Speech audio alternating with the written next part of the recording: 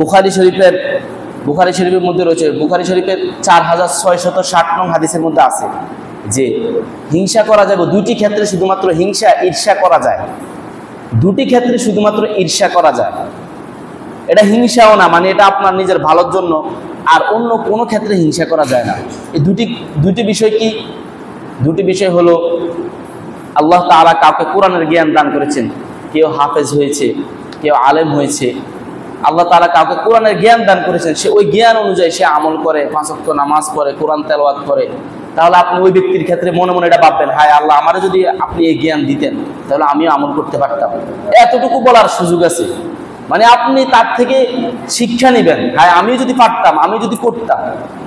কিন্তু আমরা তো উল্টাটা করি, কেউ যদি ভালো হয় আমরা উল্টাটা হিংসা করে তাকে পচানোর চেষ্টা করি, তাকে নিচে নামিয়ে দেওয়ার চেষ্টা করি। এটা না।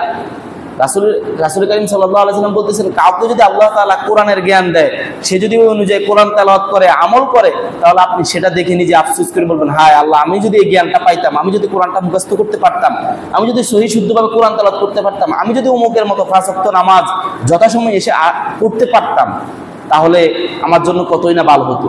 এটা বলার সুযোগ আছে। হ্যাঁ, আমি যদি এটা করতে পারতাম। এই যে আপনাদেরকে কিছুদিন আগে পুরস্কার দিচ্ছি, এটার উদ্দেশ্য কি? যাতে অন্যরা দেখে আগ্রহী হয়, সে যদি আমি যদি 5 ওয়াক্ত নামাজ পড়তাম, আজকে আমি হয়তো সবার সামনে সম্মানিত হইতাম। সবার সামনে যে সম্মানিত করা, এটাই তো সবচেয়ে গুরুত্বপূর্ণ বিষয়, পুরস্কার তো বিষয় না। আর সবচেয়ে বড় বিষয় হলো, যারা 5 ওয়াক্ত নামাজ পড়তেছেন, অবশ্যই আল্লাহ তাআলা আপনাদেরকে ভালো প্রতিদান দিবে। আল্লাহ তাআলা যে প্রতিদান দিবে সেটা দুনিয়ার কেউ দিতে পারবে না। তো এইভাবে আরেকটা বিষয় হলো, আপনি মানুষের ব্যাপারে যেই ঈর্ষা করতে পারেন, সেটা হলো আল্লাহ তাআলা যদি কাউকে সম্পদ দেয়, সে যদি সেই সম্পদ আল্লাহর রাস্তায় ব্যয় করে, আল্লাহ তাআলা কাউকে অঢেল সম্পদ দিছে, সেই সম্পদগুলো মসজিদে দান করে, মাদ্রাসায় দান করে, বিভিন্ন এতিমদেরকে দান করে, আপনি দেখতেছেন, তখন আপনি মনে মনে ভাববেন, হ্যাঁ, আমিও যদি এমন, আল্লাহ তাআলা যদি আমাকে এরকম যদি সম্পদ দিত, তাহলে আমিও দান করতে পারতাম। এমন মনে মনে এতটুকু চিন্তা করা বা নিজের মনে এতটুকু কামনা বাসনা আনা, এতটুকু জায়েজ আছে। আমারও যদি আজকে টাকা থাকতো তাহলে আমিও দান করতাম।